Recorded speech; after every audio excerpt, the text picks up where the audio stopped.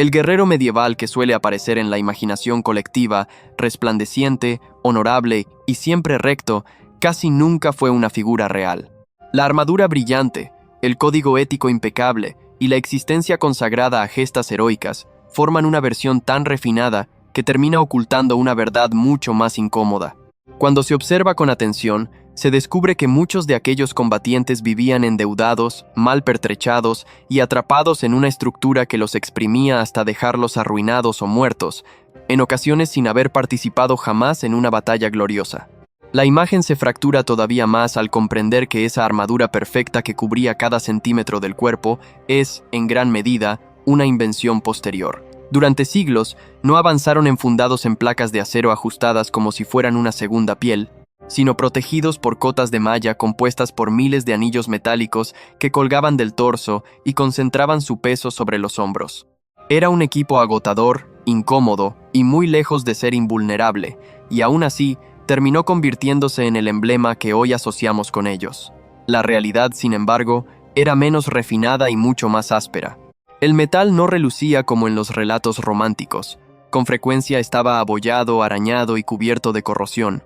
Para frenar el óxido, muchos lo embadurnaban con grasa animal o aceites densos, lo que hacía que el combatiente se pareciera más a un obrero impregnado de lubricante que a un héroe legendario. El olor era penetrante, la apariencia poco majestuosa y el mantenimiento incesante. Y pese a todo, aquella protección tenía un coste tan elevado que pocos podían permitirse un conjunto completo y uniforme. Una armadura de buena calidad podía equivaler al valor total de una pequeña explotación agrícola productiva, no como adelanto, sino como precio íntegro. Esto implicaba que la mayoría portaba piezas desiguales, heredadas, adquiridas de segunda mano o incluso tomadas de enemigos abatidos. Cascos que no ajustaban del todo, brazales de distintos estilos y materiales, arreglos improvisados que podían fallar en el peor instante. Cada salida al campo de batalla era también una apuesta contra el propio equipo. El calor añadía un castigo adicional. En campañas estivales, el interior de la armadura se convertía en una trampa térmica. El cuerpo se deshidrataba, la respiración se hacía pesada y el agotamiento aparecía antes siquiera de divisar al adversario. No fueron pocos los que murieron así, vencidos por el clima y el peso, sin que nadie cruzara acero contra ellos. Con el paso del tiempo, surgió además la idea exagerada de que un caballero necesitaba una grúa para montar a caballo, una burla creada siglos después. En realidad, la armadura de combate estaba diseñada para permitir correr, cabalgar e incluso rodar por el suelo si era preciso. Era pesada, sí, pero funcional. El verdadero problema no era moverse, sino costearla, conservarla y sobrevivir el tiempo suficiente para que la inversión tuviera sentido. Y aquí aparece un detalle que rara vez se menciona. La mayoría no procedía de antiguas estirpes aristocráticas. Durante mucho tiempo, el término caballero no implicaba nobleza, sino servicio. Designaba a un hombre armado capaz de acudir cuando su señor lo convocaba, sin importar demasiado su procedencia. Muchos provenían de familias campesinas que habían reunido lo justo para adquirir un caballo y algunas armas. Eso bastaba para ingresar en el sistema. La aristocracia tradicional despreciaba esta realidad, pero la aceptaba porque necesitaba combatientes. Con el tiempo, la situación se volvió aún más incómoda para las viejas familias. Comerciantes prósperos y antiguos siervos emancipados comenzaron a comprar su acceso a la caballería. El dinero empezó a pesar más que el linaje. En ciertos reinos, la paradoja fue tan evidente que las autoridades intentaron obligar a propietarios acomodados a aceptar el título de caballero, no como distinción, sino como mecanismo para exigir impuestos y servicio militar. Hubo quienes huyeron literalmente de ese supuesto honor. Mantener el rango era una ruina casi asegurada. Un caballero necesitaba tierras suficientes para sostener caballos, armas, servidores y reparaciones constantes.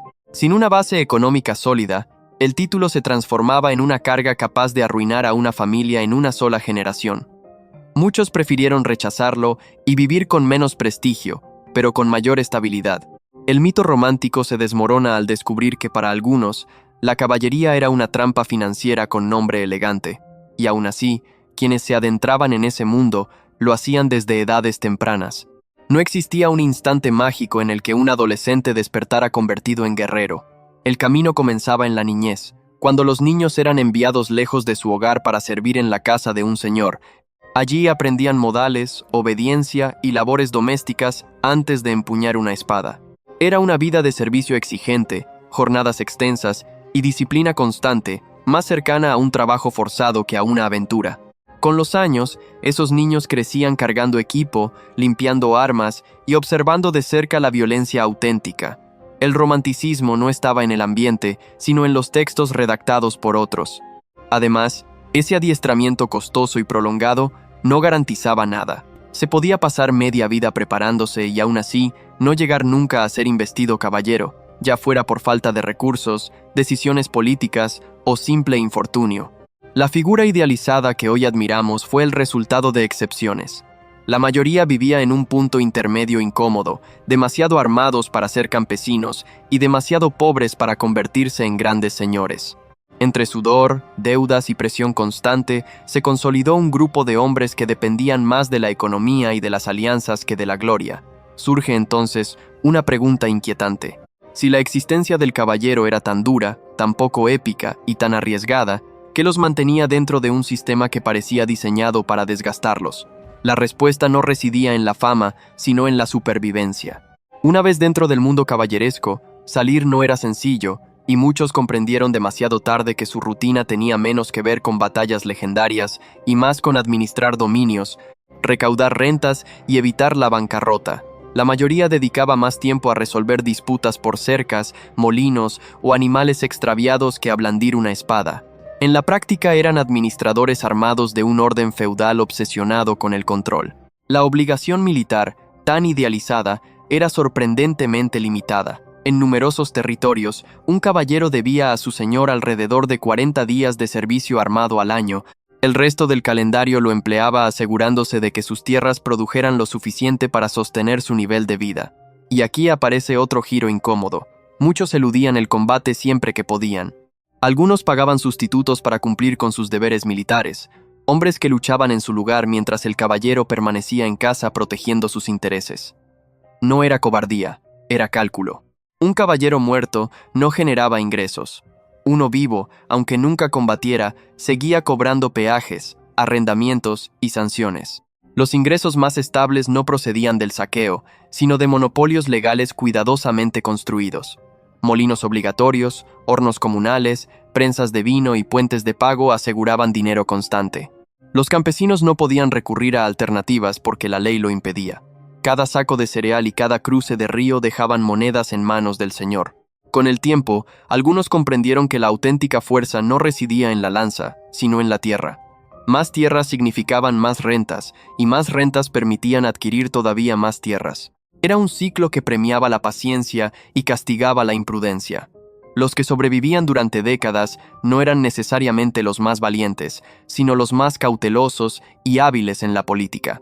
Mientras unos morían jóvenes en busca de honor, otros envejecían rodeados de contratos y alianzas matrimoniales. En este contexto surge la llamada caballería moral, el supuesto código de honor que debía regir cada acción. Esa imagen fue elaborada en gran medida por clérigos y poetas, hombres alejados del combate real. Ellos imaginaron cómo debía comportarse un guerrero ideal, no cómo actuaban quienes vivían de la violencia. En la práctica, ese código funcionaba más como orientación flexible que como norma estricta. La clemencia, por ejemplo, no nacía de la compasión, sino del beneficio económico. Un noble capturado con vida podía ser liberado a cambio de un rescate cuantioso. Mantenerlo vivo era una inversión rentable. Sin embargo, esa lógica no se aplicaba a campesinos o soldados comunes, que no representaban ganancia alguna. Quedaban fuera de cualquier protección moral. Las aldeas eran saqueadas, los campos incendiados y los habitantes desplazados sin que se hablara de honor ofendido. En tiempos de paz, la contradicción se hacía todavía más visible. Muchos caballeros que componían versos sobre amor y virtud controlaban caminos y exigían pagos a los viajeros. La frontera entre peaje y asalto era difusa, pero el lenguaje refinado ayudaba a disimularla. No se consideraban bandidos, sino señores ejerciendo derechos heredados, y pocos con poder suficiente se atrevían a cuestionarlos. Los torneos, que hoy se imaginan como espectáculos elegantes, evidencian mejor que nada esta doble moral. En sus primeras versiones eran enfrentamientos multitudinarios, caóticos y extremadamente peligrosos. No se limitaban a un recinto cerrado, sino que se extendían por campos, aldeas y caminos. El objetivo principal no era exhibir destreza, sino capturar al mayor número posible de oponentes para exigir rescates. Era un negocio violento disfrazado de deporte. Las muertes eran frecuentes y rara vez investigadas. Un golpe excesivo o un accidente oportuno podían resolver rivalidades personales sin consecuencias legales. Incluso los espectadores corrían riesgos cuando la lucha se desbordaba hacia las zonas donde observaban. La Iglesia condenó estos eventos en repetidas ocasiones, amenazando con severas sanciones espirituales, pero los caballeros continuaron participando porque detrás del ideal caballeresco siempre pesó más la conveniencia que la virtud proclamada. La riqueza y el estatus pesaban más que cualquier advertencia. Con el paso de los años, las normas se flexibilizaron, no por compasión, sino por conveniencia. Los organizadores comprendieron que un caballero muerto representaba una pérdida financiera, las armas fueron adaptadas para disminuir el número de fallecidos y el espectáculo se volvió más regulado. Así nació la imagen idealizada que hoy asociamos con justas refinadas y gestos ceremoniales. Pero esa versión estilizada apareció después de siglos de violencia descarnada. Todo el sistema giraba en torno a un elemento esencial que pocas veces recibe la atención que merece: el caballo. Para un caballero, el animal podía ser más valioso que muchas vidas humanas. Un buen corcel de guerra podía costar varias veces más que uno ordinario, y perderlo significaba quedar casi indefenso. Por eso mantenían varios ejemplares, cada uno con funciones específicas, y los cuidaban con una dedicación que los campesinos jamás experimentarían. Estos caballos no eran ligeros ni elegantes como en el cine. Eran grandes, sólidos y poderosos, capaces de soportar el peso de un hombre armado con todo su equipo sin perder equilibrio. Se les entrenaba para morder, patear y embestir, convirtiéndolos en auténticas armas vivas. Alimentarlos y conservarlos saludables exigía recursos constantes, y cualquier enfermedad o lesión podía arruinar años de inversión. En muchos casos, el caballo recibía mejor alimentación que quienes trabajaban la tierra. Sin embargo, ni la armadura más resistente ni el corcel más fuerte aseguraban la supervivencia. La mayoría de las muertes no ocurría en medio del combate, sino después. Heridas que hoy consideraríamos leves se infectaban con facilidad. La medicina medieval, lejos de mejorar la situación, con frecuencia la agravaba mediante tratamientos invasivos y poco higiénicos. La fiebre, la gangrena y las infecciones intestinales resultaban enemigos más letales que cualquier espada. Las campañas militares se convertían en focos de enfermedad. Miles de hombres y animales compartiendo espacios reducidos, agua contaminada y calor intenso generaban el entorno perfecto para epidemias. Ejércitos completos se debilitaban antes siquiera de enfrentarse al adversario. Sobrevivir durante años en esas condiciones era casi un prodigio, y quienes lo lograban eran vistos como favorecidos por la fortuna o por fuerzas superiores. Aún así, el sistema continuó activo durante siglos, impulsado por tradición, necesidad y ambición. Pero bajo esa apariencia firme, algo comenzaba a fracturarse. Las guerras crecían en escala, los gastos aumentaban y las ventajas de formar a un caballero durante media vida empezaban a cuestionarse. Entonces surgió un cambio que no dependía de nuevas armas, sino de cálculos fríos. Mantener a un caballero era costoso, lento e incierto, mientras que preparar a un soldado común requería apenas unos meses. Bastaba enseñarles a mantener la formación y manejar armas largas para convertirlos en una amenaza real, incluso frente a la élite montada. Las cifras empezaron a volverse incómodas para quienes defendían el modelo tradicional. Lo que siguió no fue un derrumbe inmediato, sino algo más silencioso y devastador: la pérdida de propósito. Cuando la economía dejó de justificar su existencia, la caballería comenzó a transformarse. Algunos se adaptaron, otros desaparecieron y muchos conservaron únicamente el título.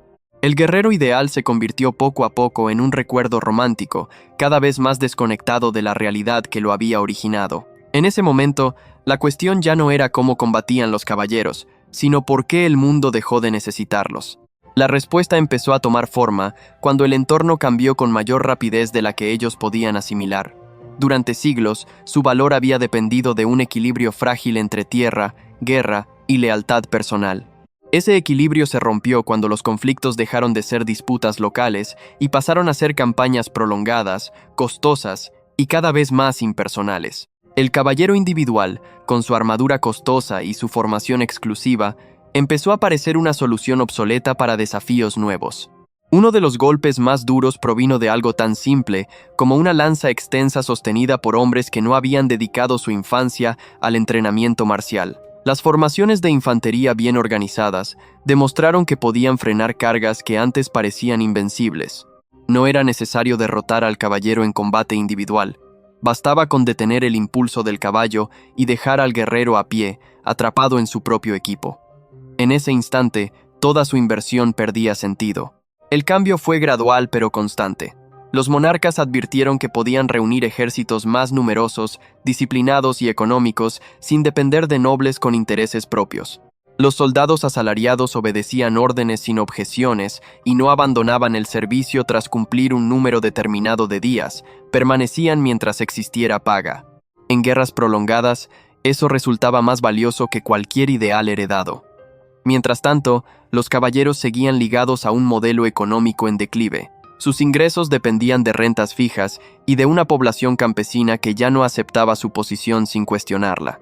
Tras grandes crisis demográficas, como epidemias que redujeron drásticamente la mano de obra, los supervivientes pudieron exigir mejores condiciones. La tierra seguía siendo importante, pero ya no aseguraba obediencia absoluta. El poder comenzó a desplazarse. Algunos caballeros comprendieron la señal y cambiaron de función. Dejaron de considerarse guerreros permanentes y pasaron a ser administradores, juristas o consejeros. Utilizaron su prestigio para obtener cargos en cortes reales o fortalecer alianzas familiares. Otros se resistieron, aferrándose a una identidad que el mundo ya no premiaba. Para ellos, la transición fue lenta y dolorosa, marcada por la pérdida de influencia. La ironía es que mientras su utilidad práctica disminuía, su imagen se idealizaba. Poetas, cronistas y artistas construyeron una versión embellecida del pasado caballeresco justo cuando éste comenzaba a extinguirse. Las narraciones exaltaban valentía, lealtad y sacrificio, y omitían deudas, brutalidad y tareas administrativas. Así surgió el mito que hoy reconocemos. Una memoria selectiva diseñada para añorar lo que ya no encajaba en la nueva realidad. Este proceso también estuvo condicionado por la política. A los reyes les resultaba conveniente convertir a los antiguos guerreros independientes en símbolos controlables. Transformar la caballería en un ideal cultural más que en una fuerza militar efectiva ayudaba a neutralizar rivalidades. Un caballero que desfilaba en ceremonias y participaba en rituales cortesanos era menos peligroso que uno con ejército propio y ambiciones locales. Incluso cuando dejaron de dominar los campos de batalla, su influencia persistió en la manera de concebir la guerra. Sus valores reinterpretados se filtraron en códigos militares posteriores. La noción de disciplina, jerarquía y lealtad al mando central sobrevivió, aunque ya no estuviera ligada a linaje ni a una armadura concreta. El caballero desapareció como figura dominante, pero dejó huellas. Resulta tentador atribuir su destino exclusivamente a nuevas armas, pero la realidad fue más compleja.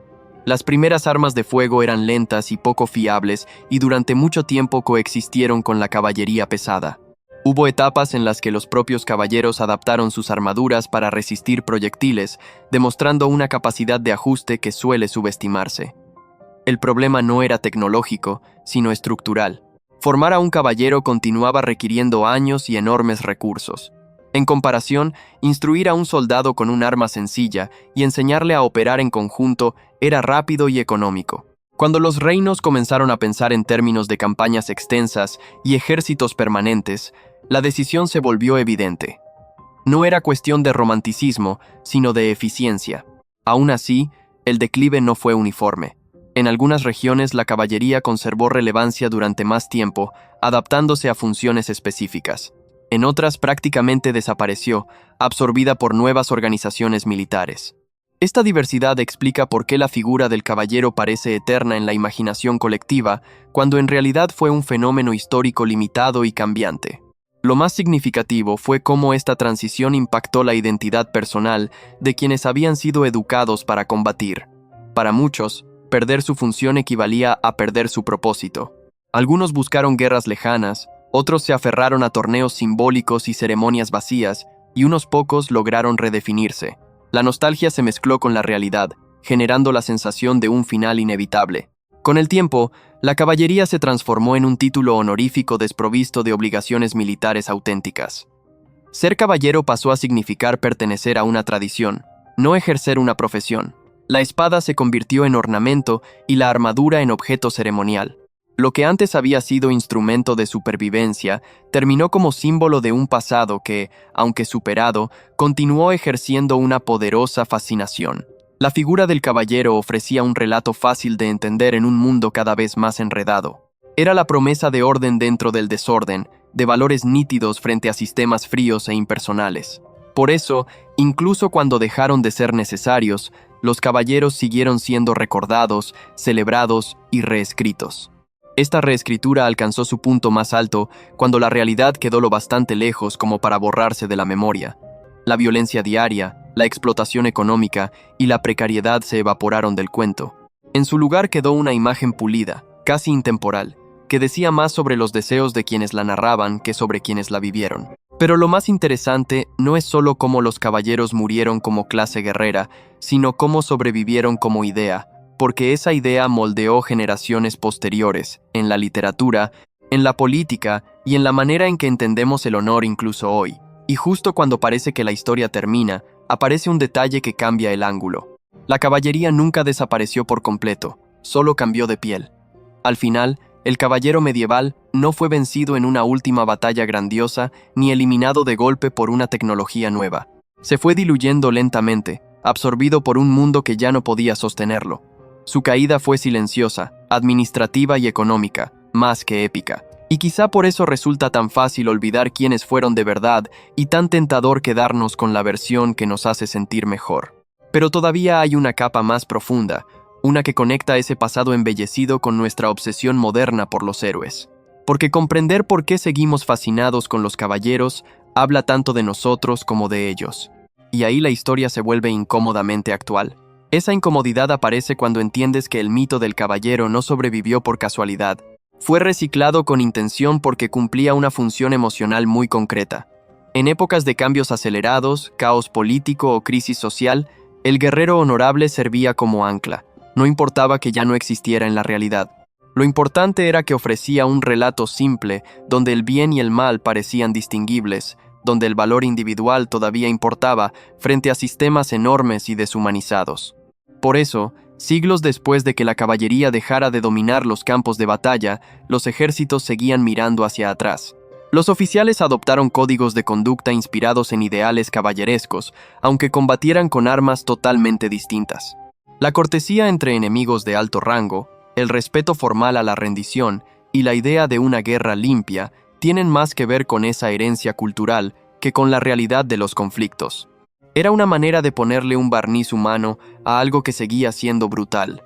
La literatura hizo el resto. Las historias de caballeros errantes, búsquedas nobles y sacrificios heroicos se multiplicaron justo cuando ese estilo de vida ya era imposible de repetir.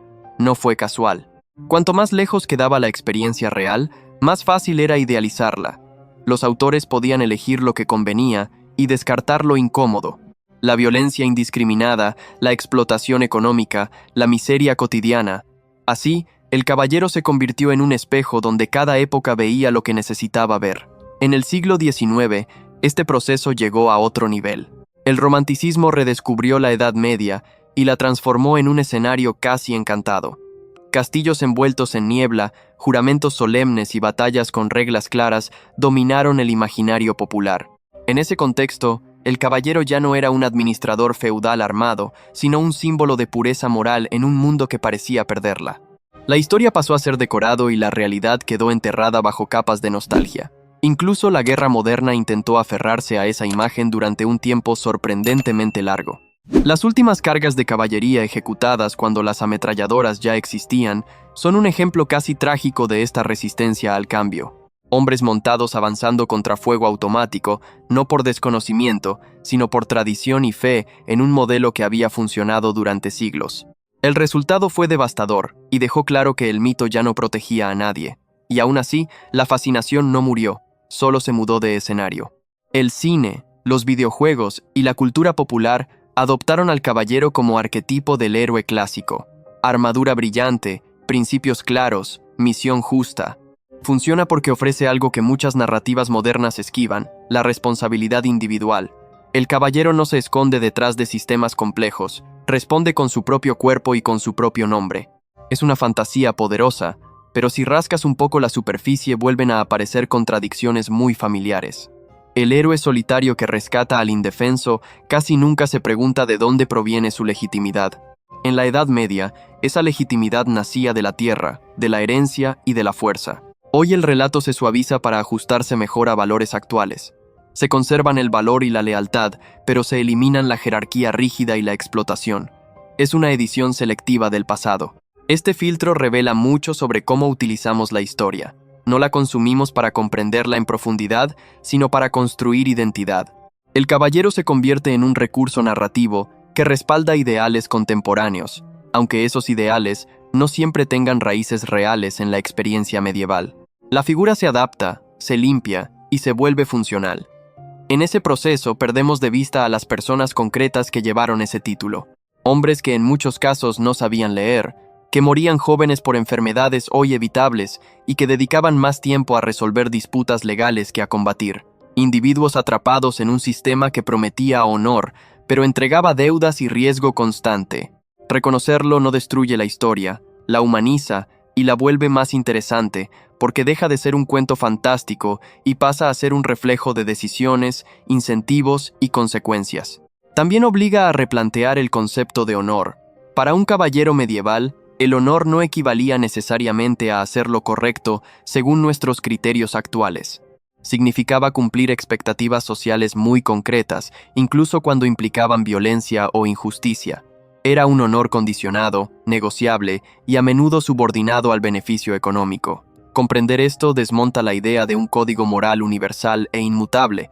Cuando observamos el pasado con esa claridad, el caballero deja de ser un ideal sagrado y se convierte en un estudio sobre cómo las sociedades legitiman el poder. La armadura y la espada no eran solo instrumentos de guerra, sino emblemas de estatus que justificaban el dominio sobre otros. El mito posterior ocultó esa función sin eliminarla, simplemente la hizo más aceptable para generaciones posteriores. Surge entonces una paradoja llamativa. Aunque sabemos que la versión romántica es inexacta, seguimos prefiriéndola. Nos atrae la idea de un mundo donde los conflictos se resuelven con gestos claros y valores visibles. El caballero ofrece esa simplicidad, aunque jamás haya existido de esa manera. Es una respuesta emocional a la complejidad, no una lección rigurosa de historia. Por eso desmontar el mito no implica descartarlo, sino entender por qué lo necesitamos. La figura del caballero habla menos del medievo y más de nuestras propias inseguridades. Cada vez que una sociedad se siente desorientada, vuelve la mirada hacia ese guerrero idealizado que supuestamente sabía quién era y cuál era su deber. No importa que sea una construcción posterior, importa que funcione como consuelo. Sin embargo, cuando solo consumimos la versión edulcorada, perdemos la oportunidad de aprender de errores reales. El sistema caballeresco demostró cómo el poder concentrado, la desigualdad extrema y la violencia normalizada pueden sostenerse durante siglos si se envuelven en un lenguaje noble. Ese mensaje es más relevante que cualquier historia de rescates heroicos o duelos honorables. Al final, el caballero medieval no resulta interesante por haber sido un héroe impecable, sino por ser producto de su tiempo con todas sus contradicciones.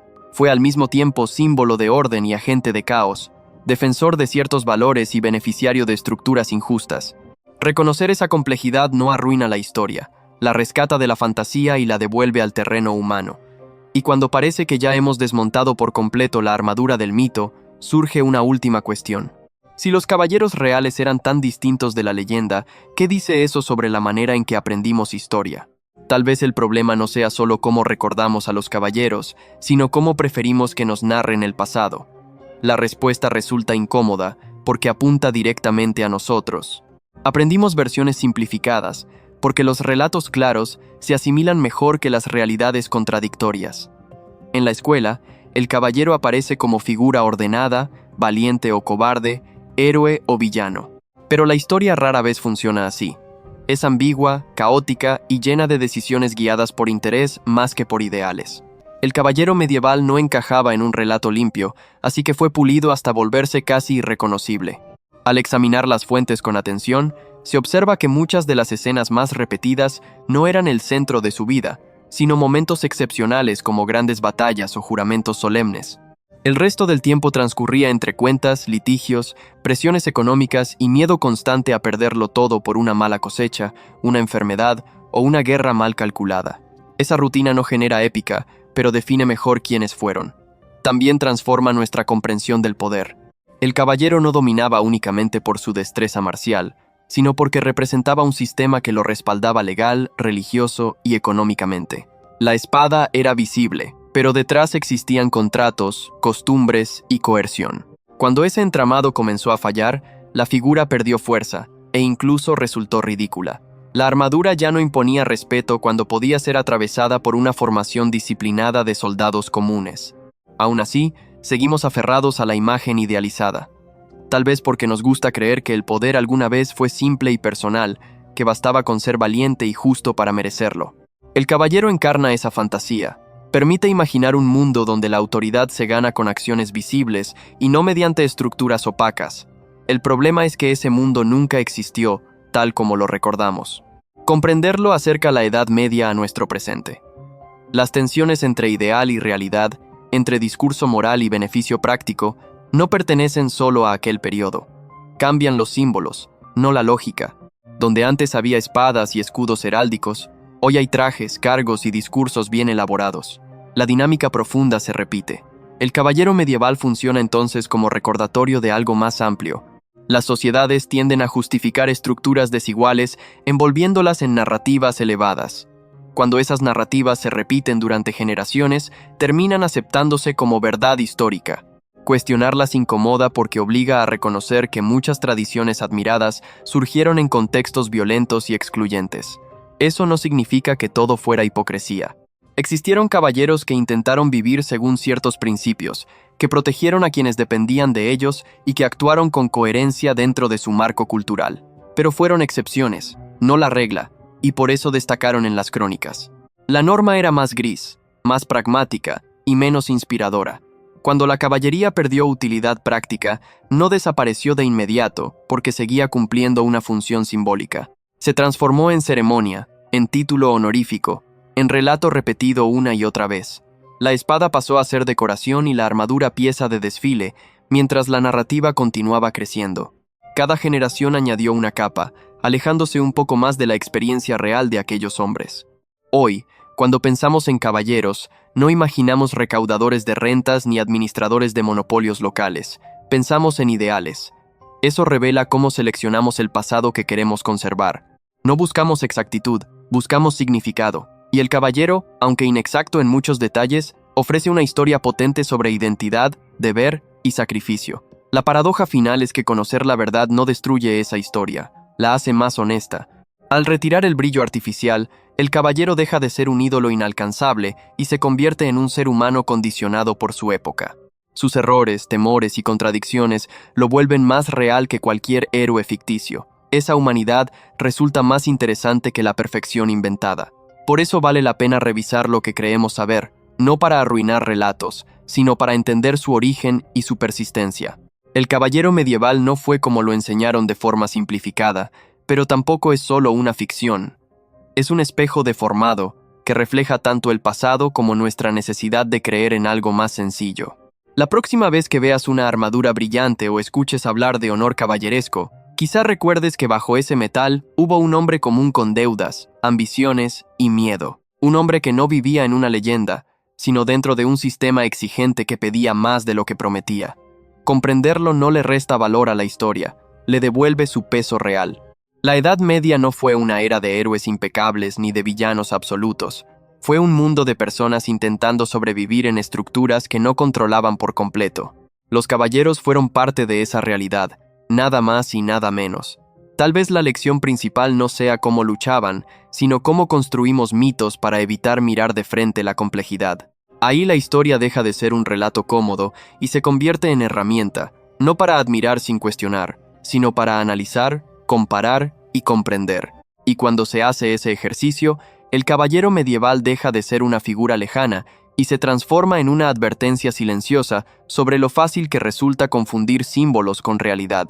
Si te apasiona la historia sin filtros, este es tu lugar. Suscríbete a Ecos Históricos, dale like y activa la campana para no perderte ninguno de nuestros videos.